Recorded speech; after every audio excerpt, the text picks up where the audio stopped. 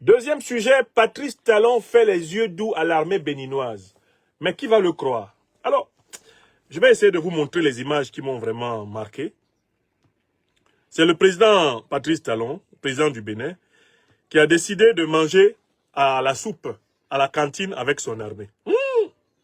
Moi-même, j'ai regardé ça comme ça, j'ai dit, mais c'est trop beau pour être vrai.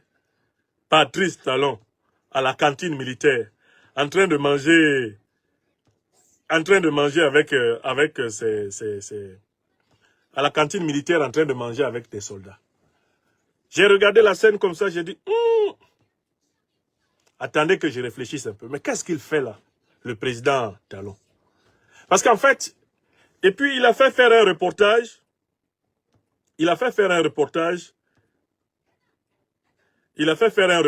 là-dessus, assez remarquable, hein?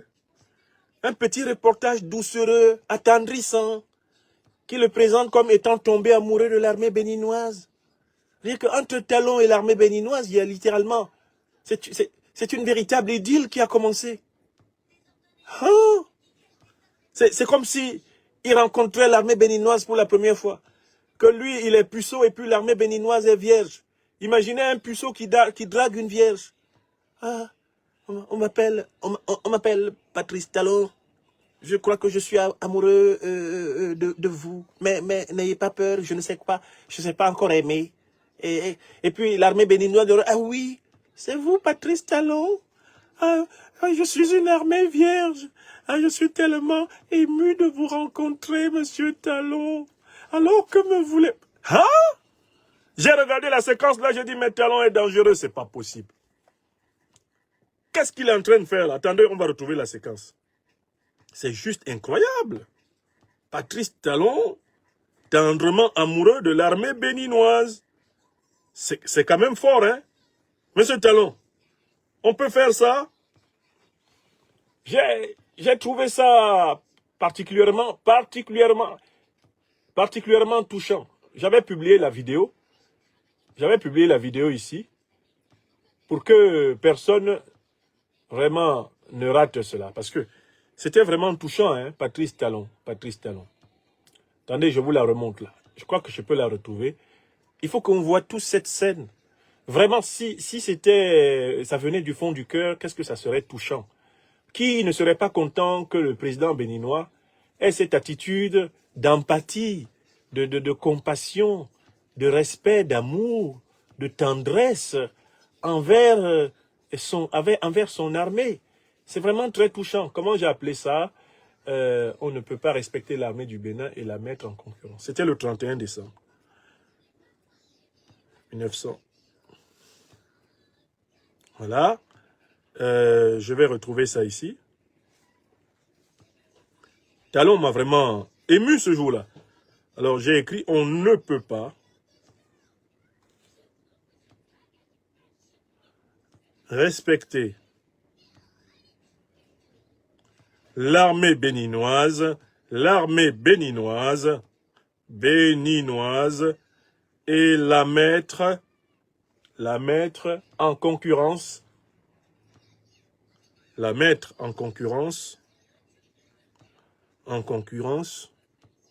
sur son propre territoire avec l'armée rwandaise. Sur son propre territoire. Parce que vraiment, ce qui est quand même étonnant là, c'est pourquoi tout d'un coup cette déclaration d'amour à l'armée béninoise.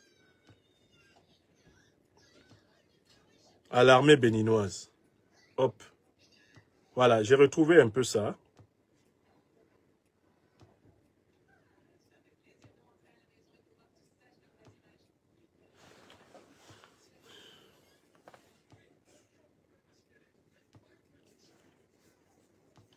J'ai retrouvé ça.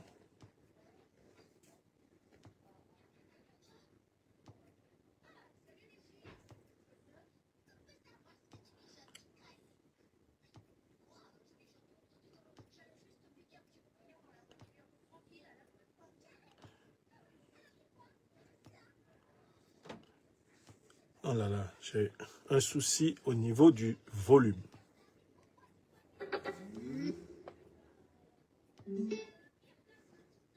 Là.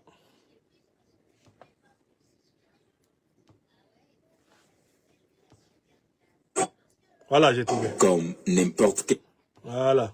soldat, il prend place dans le rang pour aller se faire servir. Le vrai moment inattendu. Bon, voilà, hop. C'est celui-ci. Il est mémorable. À l'heure du déjeuner, Patrice Talon se fond dans la masse. Comme Je vais vous reprendre l'élément. le vrai moment inattendu, c'est celui-ci. Il est mémorable. À l'heure du déjeuner, Patrice Talon se fond dans la masse. Ouais. Comme n'importe quel soldat, il prend place dans le rang pour aller se faire servir. Ici, plus de barrières, plus de protocoles. Le président est un homme parmi les siens, partageant leur quotidien, ne serait-ce que l'instant d'un repas.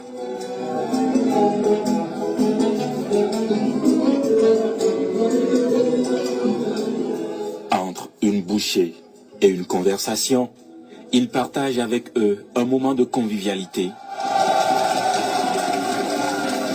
Ces gestes, simples mais lourds de sens, montrent un président proche, à l'écoute et soucieux de valoriser les forces qui protègent la République. De cette visite, on retiendra des mots, des gestes et surtout un message, celui d'une nation unie autour de ses défenseurs.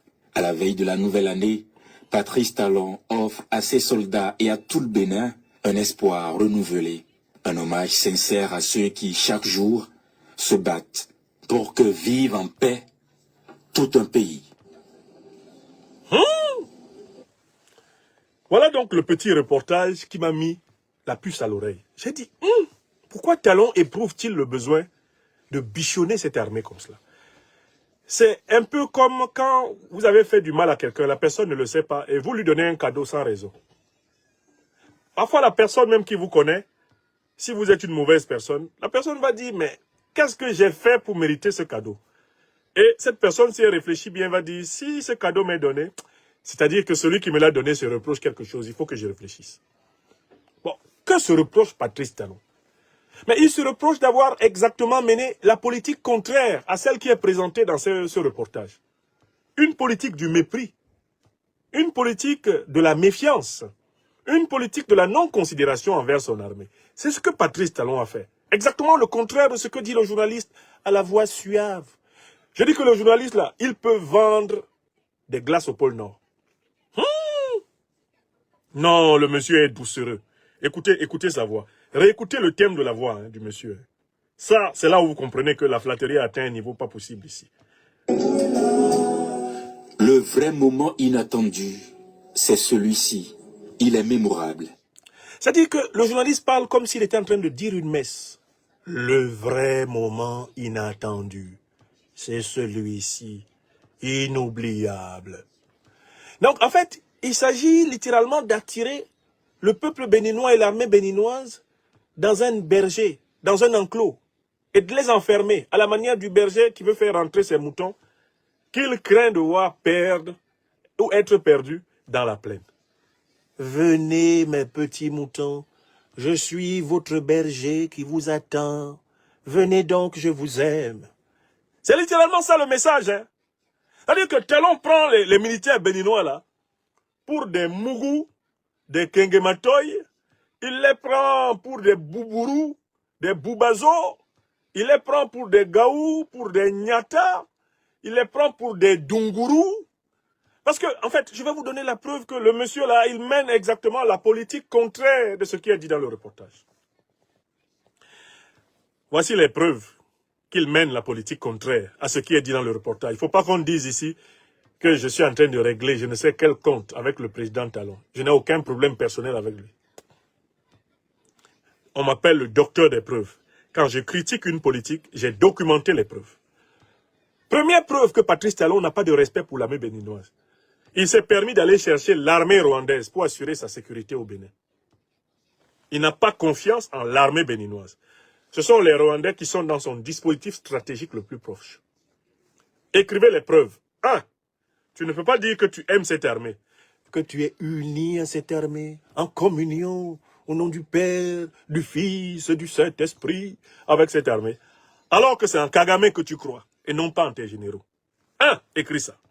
Écrivez ça. Ça, c'est la preuve 1. Deuxième preuve. Mais ce monsieur Talon n'a pas de respect pour l'armée béninoise. Parce que sans avoir consulté l'armée béninoise, il avait, dans le cadre de la CEDEAO, aux côtés du Nigeria de Tinubu, de la Côte d'Ivoire de Ouattara, du Ghana de Nana Akufo-Addo, il a déclaré la guerre contre le Niger. Oui ou non? Vous vous souvenez que Talon, là, a pris la responsabilité, alors que les militaires béninois ne lui ont même pas dit qu'ils sont prêts. Hein. Il a pris la responsabilité de déclarer la guerre. De dire qu'il allait attaquer militairement le Niger. Si je dis quelque chose de faux, vous écrivez qu'il ne l'a pas fait.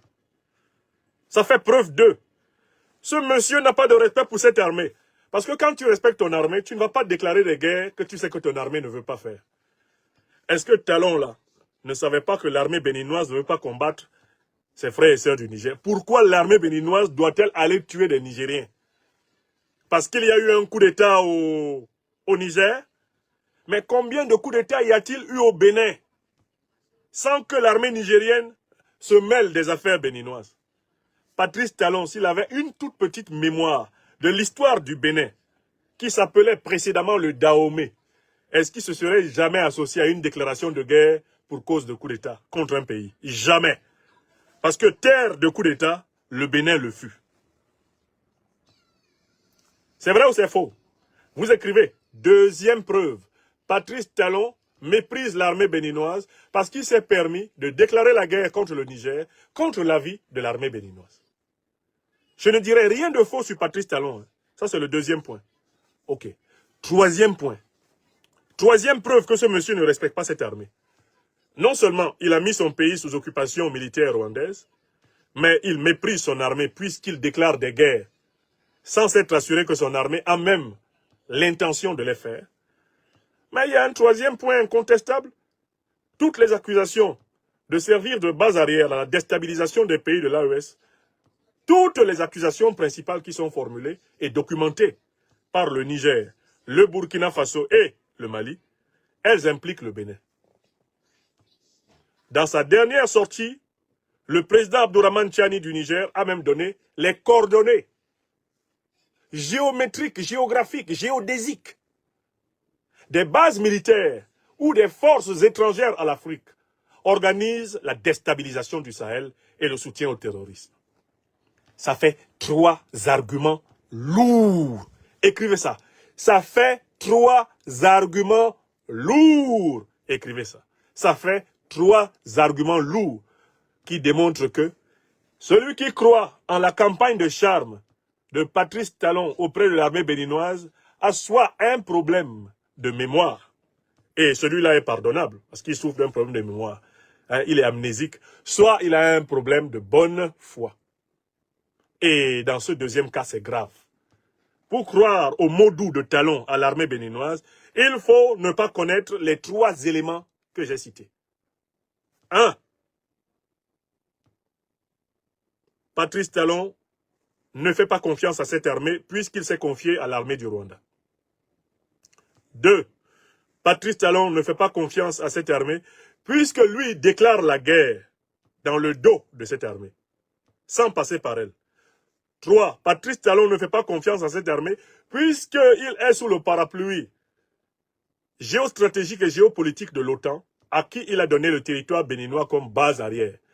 Et les accusations récurrentes et répétées, de mieux en mieux documentées, ont fusé à la face du monde. Patrice Talon, comme Alassane Dramane Ouattara, ne peut plus se cacher, ou Tinubu, ils ne peuvent plus se cacher derrière leurs petits doigts. On sait qu'ils sont fortement impliqués dans la déstabilisation du continent, en raison de leur complicité avec les puissances de l'OTAN qui ont détruit la Libye, assassiné Kadhafi, organisé l'invasion du Sahel, et qui au Moyen-Orient font ami-ami avec les organisations terroristes qu'elles prétendent combattre en Afrique. Voilà la vérité qu'il faut dire au président Patrice Talon, et il faut lui dire qu'on n'a pas dit ça sans preuve. S'il faut alors rappeler son rôle dans la déstabilisation économique de la sous-région, avec la fermeture unilatérale du port de Cotonou, dans le but de faire mourir les Nigériens, alors la liste pourrait s'allonger ad vitam aeternam. On n'a même pas besoin de tout cela.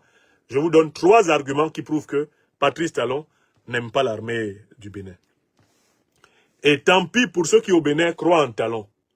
Parce que croire en Talon, c'est talonner sa propre intelligence. Croire en Talon, c'est avaler son cerveau. Croire en Talon, c'est fermer les yeux, se boucher les oreilles, les narines. Tout, c'est ne pas être en contact avec la réalité. Le président Talon est objectivement un serviteur de la domination anti-africaine. Qu'on l'aime ou qu'on le déteste, sur la base de ces faits objectifs, on peut l'affirmer sans le moindre risque de se tromper. Et voilà pourquoi je l'affirme. D'accord? Donc moi, les scènes d'amour entre le président Talon et l'armée béninoise me rappellent essentiellement des scènes de tromperie. La politique France-Africa, c'est du blague et tuer. La politique France-Africa, maman, c'est du blague et tuer. Quand Tikendia avait encore tout son cerveau, il avait chanté ça. C'est le festival des vérités crues qui continue. Nous allons passer au... Veuillez tout simplement vous abonner et activer la cloche de notification pour ne rien rater. Retrouvez Africa sur YouTube, Facebook, TikTok.